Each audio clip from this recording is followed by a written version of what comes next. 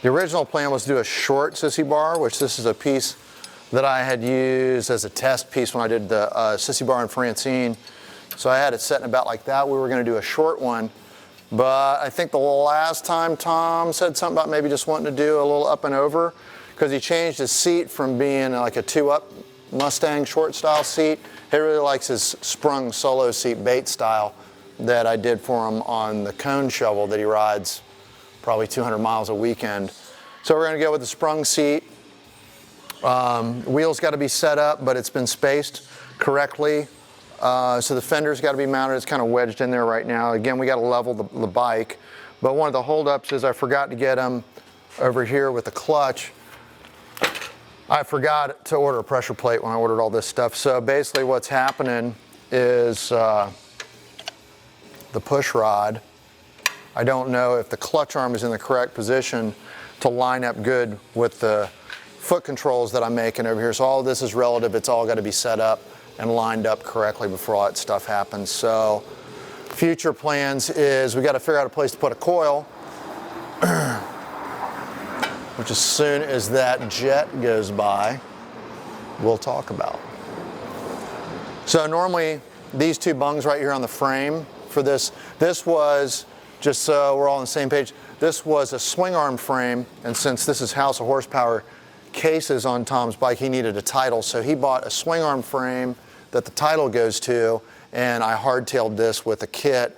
I think this is like the 48 replica kit. I don't remember if it came, I don't remember who made it, but since he's doing a hydraulic drum, we got this little fancy piece here that Hardtail Choppers makes, which is a Florida company. So that guy goes somewhere in this neck of the woods right here. We'll have to clip this guy and we'll weld and graft that on there real nice. So then this would be a traditional fender mount that would work off the oil tank right here, but this fender's got a rib to it, so we got to make some decisions on what we want to do. In the past, I've run a flat spot right here to pull it up because we want this to keep a nice low profile. I don't know if this chain's going to quite be enough to get the right profile, but one of the reasons why we chose this, I think this is one of the lowbrow fenders, because it's got a really nice profile on this 18. So we want to keep all that correct. So I may or may not use this fender mount. It's very generic, which is something that we kind of don't do.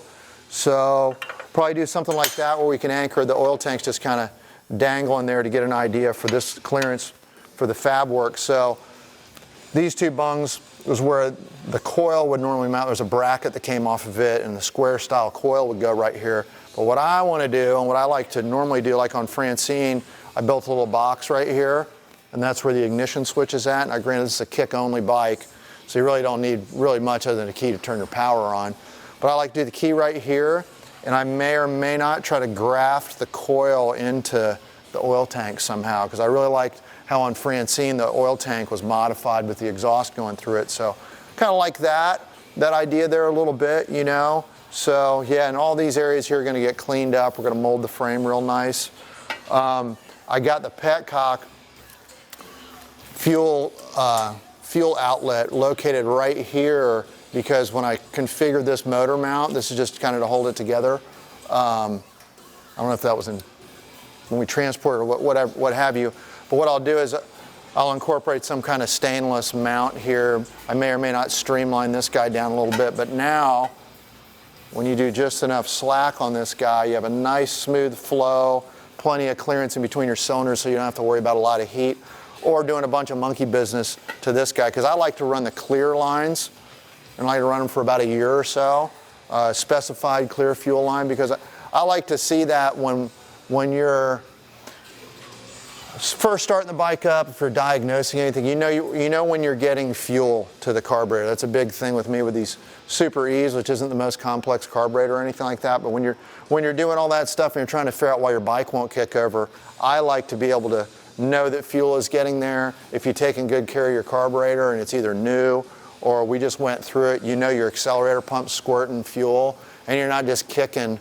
If you got knees like mine, skateboard knees or whatever kind of knees, you don't want to be kicking these things for like 100 kicks. I'll know in the first 5 kicks if Francine's going to fire up. But it's because I know if fuel's flowing there. Anyway, So we're gonna get all this fabricated here. The gas tank's almost done, it has to be pressure tested. But we're moving right along. We'll be on foot controls maybe in a week or so. And yeah, moving along.